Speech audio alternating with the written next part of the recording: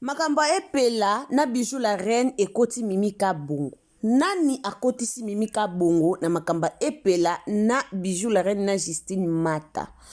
Bandeko tomonaki nde Justine Mata akende kokangisa mama epela. Alors mama epela bimisa ki mo ba biloko mo boye o fallait pas aya ko bimisango na caméra. Ba comédien balingana bon ba biloko wana ti. Donc moi si oazo tricher mobile na ye a moi ça vit de loin. Alors vit de loin mo ka bimé na TV te poya ko expliquer biso abimaki te poya ko yebisa biso ba makamu sus. Mais maman epela aleka na TV pour ka confirmer ki ndumba ya moi si ya vit de loin. Alors epesa ki moi matata moro boye comme maman epela sala ki émission wana batu ba mona ki batu ba commenter ki esala ki vraiment bien te pour na personnalité ya Justine Mata. Tomona Justine Mata akangisa ki mama na biso epela. Et puis tant ma Justine Mata akangisa epela muta teka ki o livra ki epela ezande ba oloba ke Bijou la reine. Mais Bijou la reine a leka ki aloba ki keza yete mutu ateka ki mama Justine Mata. Do yepe ba kota ke kana lo yenge kon ba comédie ba linga mbongo Justine Mata teki donc nani ye koto Bijou la reine a teki mama epela likola $100 au Justine Mata a prometa ki. Siko Mimika Bongo akoti na histoire o ndenge ni bandeko nanga to landali solo. Alors mbote na bandeko nyonso o balanda Ixil Botelo TV vraiment ba mbote na bino esika bozali so rezamba no liboso o tomber na chaîne na biso o koti o s'abonner o commenter o liker o partager ba vidéo na biso et o sala bien. Alors to linga bino mingi ba nyonso balinga Ixil Botelo TV Ixil Botelo TV pe alinga bino mingi dans na chaîne na biso a to finga rabatute to yaka toujours na ba analyse na biso lo lenge elongo bani do to sala ba analyse na biso na kimia nyonso to linga kufinga batute po toza ba do toza ba impolite ba obayaka kufinga na ba commentaire bino nde bolakisa ki impolitesse na bino biso toza ba impolite yango to yaka kufinga batute. Alors ndeko na ngai yo o koti partager émission tia j'aime toyoka Mimika Bongo akoti na histoire oyo ndenge nini. Ba fan nyonso Mimika Bongo en tout cas kande balobaka bozwa kiti bo vanda dozwa kiti kota zwa kiti vanda soko o koti ko wela kobima te oyo kalisolo oyo ti na suka nani alingi apota Mimika Bongo buzoba na histoire ya mama na biso epela na Bijou la reine. D'abord non te la bino na nuto yo kanono mama epela ndenga loba ki moi émission na ye o asala ki o afinga ki penza pona Justine Mata atakutu ngai so na zakipe Justine Mata nengena kangisa mama epela. Okoki jamais koya na TV koya finga mwasi ya comédien bien sûr solongo reprocher mwasi ya comédien o azande kona yo kende ko reprocher na ndaku na okoki jamais koya na TV koya ko finga mutu aza bula wana pe mwasi ozo minimiser mwasi ndeko no comédien bali azandumba te okoki jamais koya ko boya ye na internet wana pe mwasi Justine aza mwasi ata bino moko place Justine aza quand même mwasi yo kasi ndenga sali kindumba ndaka libala ndeto lobile yibe miche kezongi ayo kite aza muto oyoka yo kasi bala duchesse bayoki yango te bananyo baba sai bino bomondi baba isobe baleka basa l'émission bana ndenge na mo bakoyiko ke lobila muntu na bango mais mama biso epela amemaki yango mabe amemaki yango vraiment mabe façon oya lobela ki yango epesa ki mabe donc c'est normal moi si ya vidéo aluka kangisa epo ba comédien na biso ba yeba tomoni kolinga koloba mingi ezaka pe buzoba munoko eloba mingi munoko ebeta libaku mama epela loba ki mingi aloba kimi to batuna ki lisolo na kokepeka koleka akokepeka kopesa conseil en tout cas na pesi conseil na Justine soki likambango ze ya solo vraiment balasima sala ngo susute eza propreté mais ya kokeko ya koloba ndinga lobete bandeko bozana tela bino nonu boyo kanonde mama epela loba ki après to continuer to yeba nani akoti Mimika Bongo na lisolo o en tout cas ce zamba no ya liboso o tie j'aime au commenter o non mon elo wasali azali ndumba na mbongo ti video lebe te kazandumba poso kwa ibai yazandumba ngabaleta ndumba nanga oyo alukela ngambongo mame azandumba chel bandeko nanga wana bocho yoka ndenge mama na biso epela asaboli mwasi video ya kosabola donc mama epela penza asaboli mwasi video na émission siko boyebisa nga Justine Mata d'après ye alinga sala ni alinga sala ka oya sali po okoki jamais koya na internet koya kofinga ndeko na yo okoki jamais koya na internet koya kofinga mwasi ya ndeko na o comédien c'est mieux ba chroniqueur basala ba émission ba youtubeurs basala ba émission mbe mama epela akokaki te koya kofinga mwasi ya ndeko na e comédien na YouTube na internet omoni babilo musu epesaka pasi tandis que video na mwasi na ye baboyani te olanda video na mwasi na ye baboyani te bazali mais siko mama epela aya na internet aya kofinga mwasi video ata video ye mo esika za esale ndeni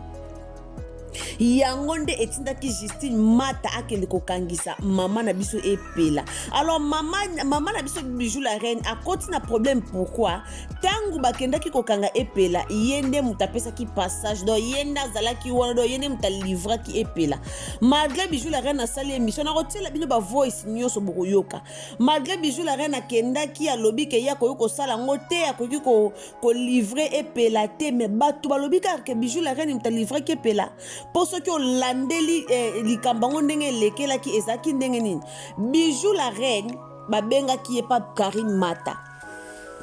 selon explication Bijou la reine Karine Mata benga ki ye ayebise kaza posa ba kutana ba solola yepe Bijou la reine azaki soki na epela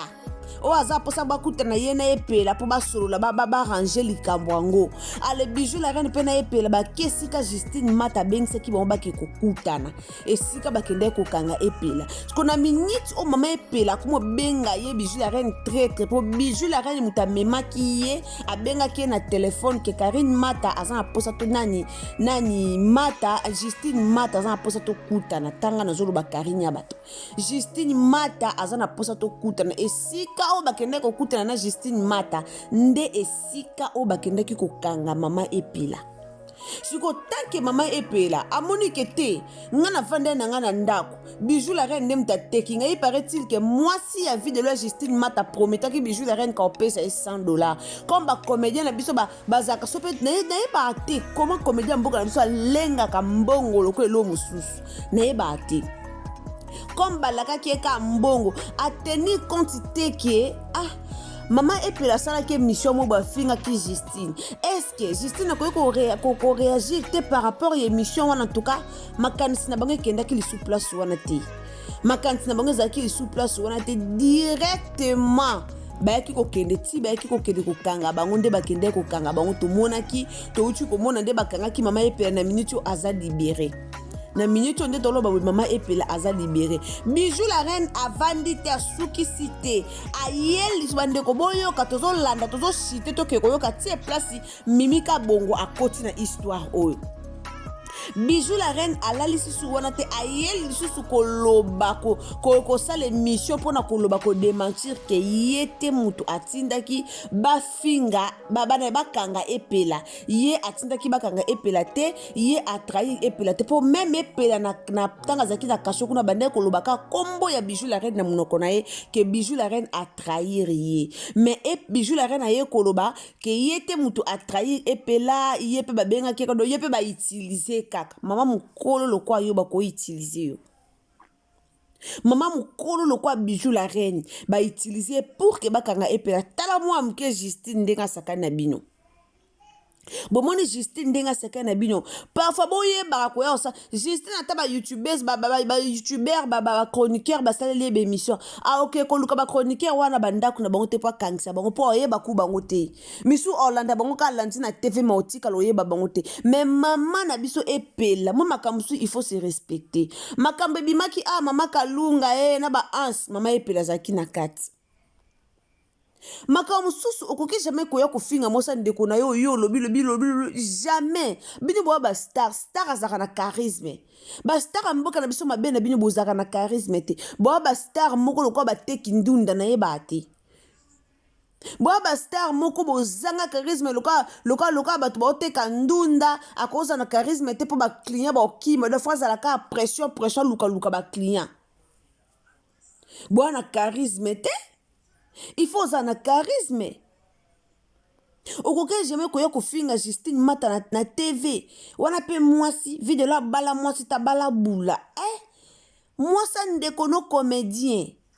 Moi ça ndekono artiste. Obangi ete video na mwasi ne bazaka ndaku moko. Lobi kuno ke na ndaku Justine oke melamai. Jamais. Okoko sala ngote. Bijou la reine peut en tout cas génération ya théâtre au génération ba bijou la reine bande ko bondi melanga bangonde ba komo fingisa théâtre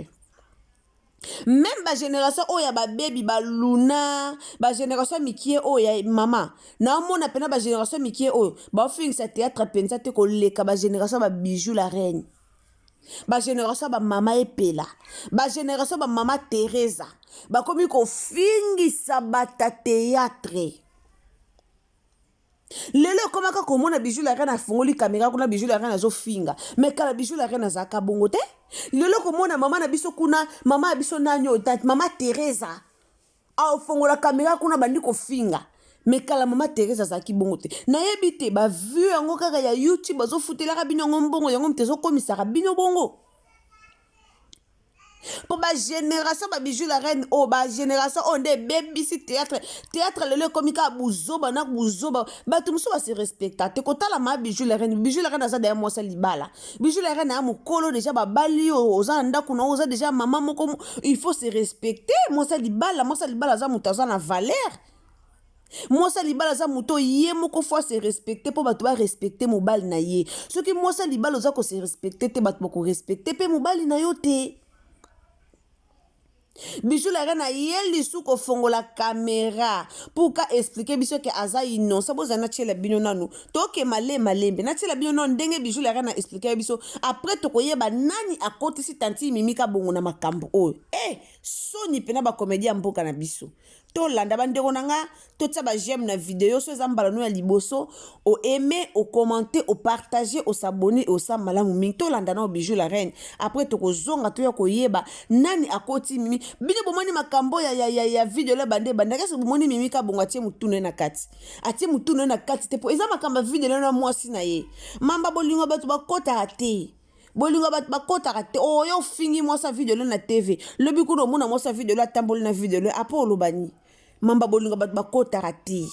bolingo batu bakota ate makamba bato balongola na bilamba bakota kango te oki jamais okota makamba couple batu toyo kananu mama biso bijou la reine après to koya lisusu.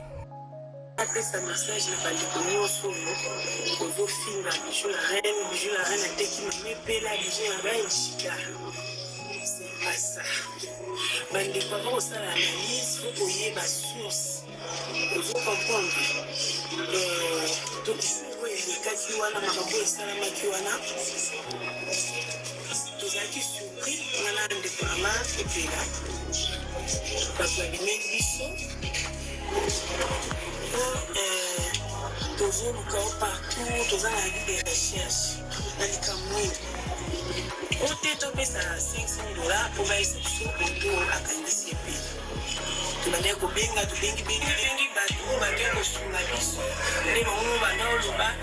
bati de notre MP, bati de notre orange, tout le monde va le voir bateau, il va rabattre les à la balle, les vébino, au benga, famille, bati la mort. Tu vas comprendre. Et après, quand on vendit, comment c'est possible que vous avez sur adresse? Il y a mon foyer, directement bateau, il va y avoir un canabiso. Donc, on comprend que les acquis, Justine Mata.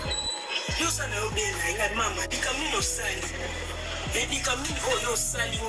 Parce que je prends le caméra, mais il y a des babes qui passent dans la vie des recherches. Ma mère est la star, pour le cas partout, pour vous soyez. Et quand ça n'a canal, l'angate, la série qui est ma casse. Bato bozo benga bokanga telefone bino boy na boy batambusa biso film mobimba na poka bazila mbongo batindela biso $500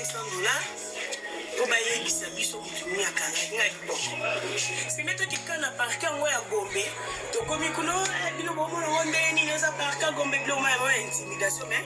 lokola toza bato pe esprit tokote pe esprit po toyebi likambo te ngana epela to comprendre que eza justice nde osala kino babombi place moko wana nde tokokutana na maître moko tomonaki ye wana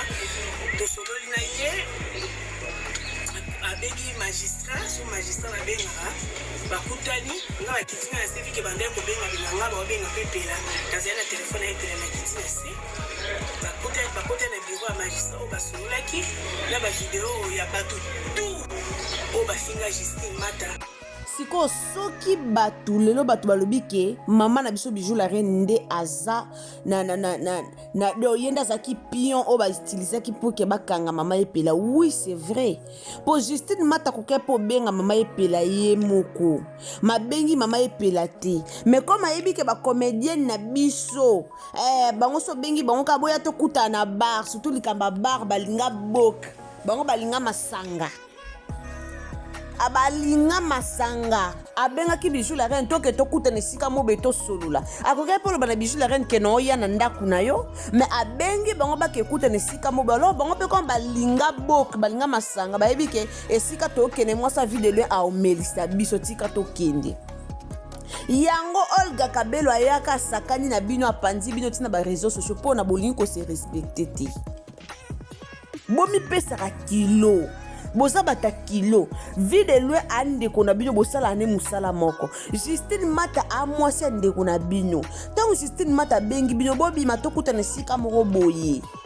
ayeba akoka pe koloba kete ya nani babenga ayiko babenga e Bijou to ya Bijou soka benga ko Bijou la Reine nazo ya na ndako akoka pe ko ke na ndako Bijou la Reine to akoka ko ke directement na ndako mama na biso epela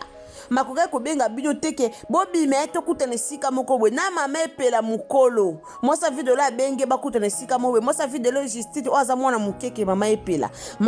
pa sokoli abonga matie beauté Bijou la Reine bo mema mi pe boke kutana pe na bar soki na coin moko be bokuta po ke vanda bo me ya masanga bo solola soki akenda ko kanga mama epela ipana ye moko mama epela alingaka lo bateke Bijou la Reine ateki to batu balinga ba yo lo bateke Bijou la Reine ateki mama epela siko kombo ya Mimika Bongo ekoti ndenge ni bandeko to landa Mimika Bongo auto sa l'émission na ye na Congo Mikili TV asale émission na ye kitoko asale émission na ye alobi kaka peseli ba vie na ye ka ndenge zalaka asali ba télé réalité na ye kwa pesi vie na ye ale sikoyo journaliste atuni Mimika Bongo makambu oyo ese passé atuni ekuteke mama epela o nini atuni kaka eske oyebi ke ndebosa na comédienne na bino moko uchola na prison na kasho Mimika Bongo répondre ka ninga message na ko répondre biye akosa la 48 heures na prison te po aza fille citron na gingembre donc ninga za fille citron na gingembre ako umela te na kasho asa la 48 heures du temps ndeli kambu wana baye kofingela Mimika Bongo pona mama epela eske Mimika Bongo atangi komba mama epela te Mimika Bongo toyebi déjà na baventure na lo baraza fille citron na gingembre yekuta ko sala boete ye par la talent toyebi ndenga lobaka eloko boyo ofingela Mimika Bongo place wana po alobi ke ya ko sala 48 heures na prison te d'ailleurs alobango même na ba théâtre soko sala ba théâtre na alobango ke ya ko sala 48 heures te aza sir na ye moko ayebi o alobaka Mimika Bongo atangi komba mama epela te Mimika Bongo atangi komba Bijou la Reine te mais bolati si ye problème boye ko lati se na Justine Mata ki asali kindumba na ndenge na ye mama epela ye afingi Justine na ndenge na ye Bijou la Reine pa ye akangi sisi muninga na ndenge na ye siko makambo na nyeso bade banda kitie kom na suka bolibo kotika kombo Mimika Bongo po a répondre na émission po a répondre na question batuna ke batangela ke komba epela te tozara juste bandeko tozala juste conseil to pesa na ba comédien na biso biloba lo bande ebomaka bango munoko bango liko loba mingi munoko ba comédien na biso nika ku pala koloba trop surtout ba tuloko ba Bijou la Reine na mama epela ba lobaka mingi mama epela da so tele caméra azaka sans frein alobaka eza bien te ezaka vraiment bien te boza ba star minye na mboka il faut bo se respecter il faut bo mi pesa valeur na kilo o boza na poids o boza yango il faut bo mi pesa valeur eza te ka pamba ka bo banano ka koloba loba l'occasion de rien koloba loba ka po ka journaliste atunyo ba question eza vraiment bien te eza vraiment bien te bandeko nanga eza bien te en tout cas eoza malamu na bato loka ba Bijou la Reine bato loka ba maepela na ba comédien nyonso o bazaka lobaka botia no frein na minoko na bino et ça la bien likambo soki équipé nango yo te video ye moko ye koloba te to moni ko ba proche ba video ba ye koloba te alors mama epela ozaki peka obligé ya koya koloba ngo te alors boti ko condamner Justine Mata po kangisi mama epela bablo musu fo sala ngo boye muta fingi yo kangisi c'est tout.